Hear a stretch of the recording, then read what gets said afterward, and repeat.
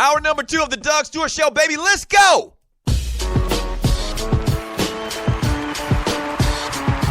Nice. Yeah. It's hour number 2. Welcome back to the Doug Stewart Show. Woman Wednesday, the most glorious day of the week. Yes. Yes, sir. Hey, 404-382-0338. You can also email me at doug@thedougstewartshow.com. Once again, this is a Woman Wednesday, January 18th, 2017. In about 30 minutes, we got a little bit of entertainment news, and one of the saddest stories that I've ever heard in my lifetime, man. The fair is going away. Well, not the fair, the circus.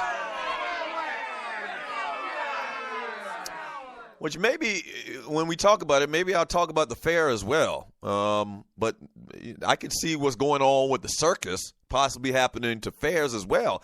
The kids today are just different. You know, they're all consumed.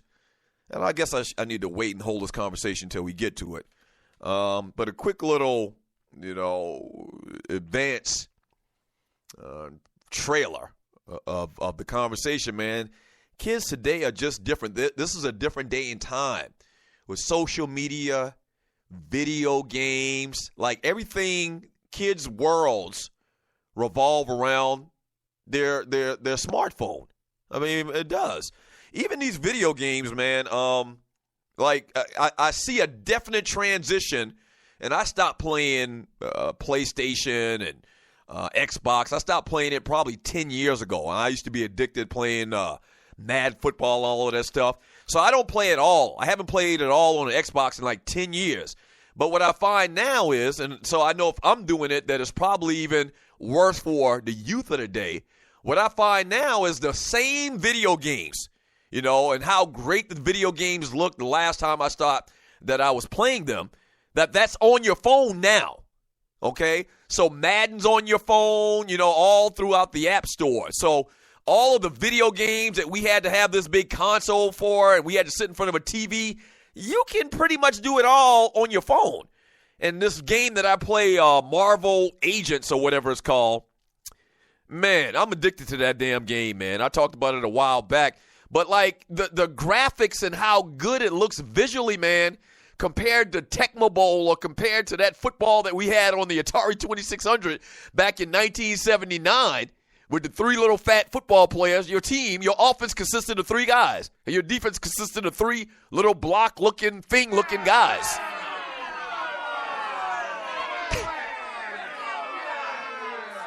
Like on this game, Marvel Agents, I've been talking about, man. Like the characters, the graphics are, like they're perfect. They're perfect. And so I know how much I love video games when I was a kid. So anything outside of video games, it seems like the kids don't really care about. And that includes, sadly, the circus. We'll get back to that. But yeah, here's a quote from the great Jerry Jones. And I say that, facetiously. There's several cards to be played, Jones said Tuesday on 105.3 The Fan in Dallas.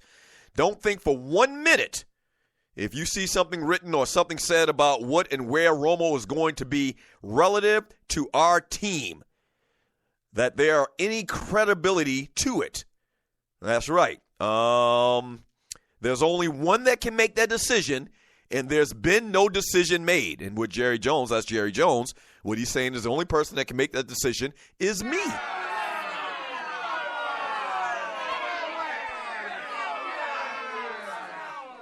I hear the details, though. Tony Romo was set to make $14 million in 2017, and he's going to count $24.7 million against the cap. Jones reiterated his belief that, listen to this. This is why I think Jerry Jones is borderline senile, Alzheimer's disease, and just old as hell.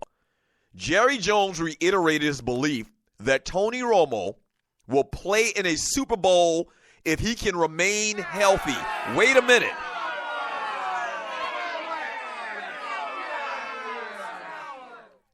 Let me finish reading the quote, and then I'll react to that. And you're listening to the Doug Stewart Show. What you saw and this is still Jerry Jones talking on this interview that he did in Dallas, what you saw that veteran quarterback do, and he's talking about Aaron Rodgers, what you saw that veteran quarterback do out there, Tony Romo is capable of doing. Stop the presses. Stop the presses. I'm not going to even give you any more basis to this story. Yeah, you just heard it. Jerry Jones just put Tony Romo in the same conversation with a lot of people, the guy that a lot of people, myself included, are calling the best thrower of the football that they've ever seen in their life. Jerry Jones is putting a beat-up, battered, bruised, broke down, interception throwing, one playoff game winning Tony Romo in that same conversation.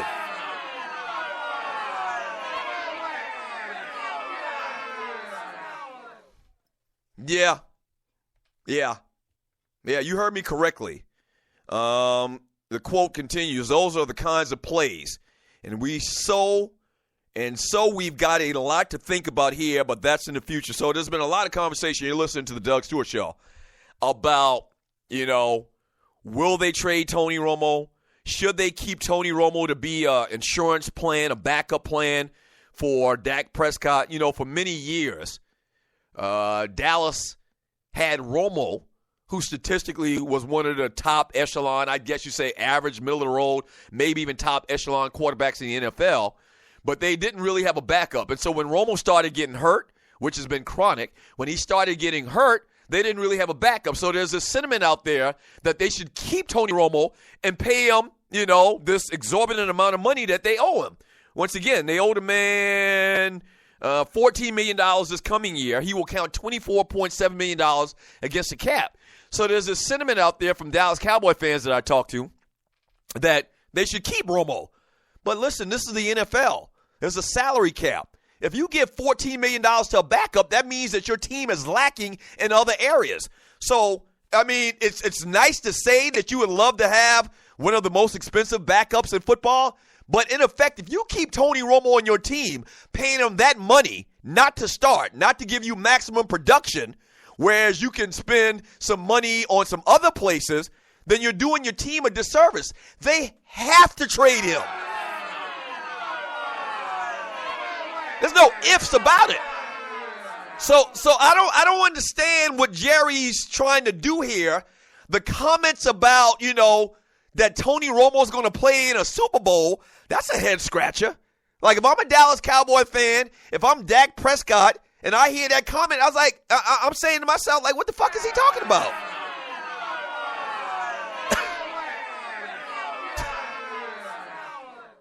What is he talking about?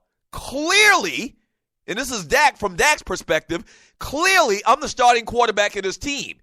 If you're a Cowboy fan, you say clearly Dak Prescott is the quarterback of this team. He's the quarterback in the future.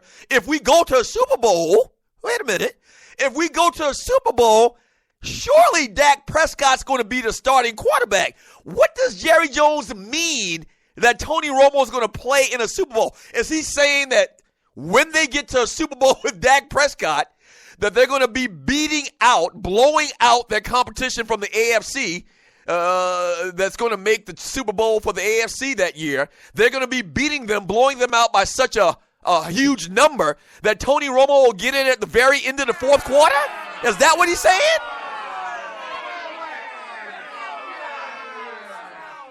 Is that what he's saying? Or is he lightweight saying that Dak Prescott's going to get hurt at some point and then Tony Romo's going to get to play in the Super Bowl? I hope he's not saying that, because that's breaking a man law. You don't wish for anybody to get hurt, especially your starting quarterback.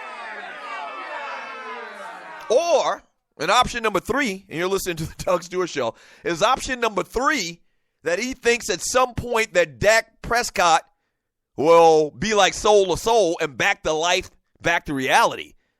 That somehow he's going to regress as a quarterback. Is that what Jerry's saying? Either it's option A, B, or C. All of them are bootlegged as hell.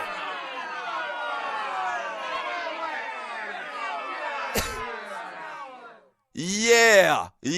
So I don't get that at all, man. It's very, I mean, if I were Dak Prescott, and I heard those comments by Jerry Jones, I would construe it as lightweight shade. I would think that he's trying to throw a bow at me. Like, all I've done is win for this guy since I've been in the NFL, and he's still talking about Tony Romo playing in the Super Bowl? Nah, that ain't cool. That ain't cool. And it's Jerry being Jerry. Is Jerry just talking? Once again, I think that he's old as Methuselah, and a little bit of senility is starting to set in right now. But it's a bad look to make that comment, that at some point you think that Tony Romo is still going to play in a Super Bowl. Knowing what you have on the table, knowing the variables in this equation, you're saying that somehow Tony Romo's going to play over Dak Prescott, whether it's by injury, whether it's, his play starts to regress, or whatever it may be. Once again, the three options I gave you, any of the options are bad for the owner to say after what Dak Prescott did for your organization, your franchise this year. All three of them are bad.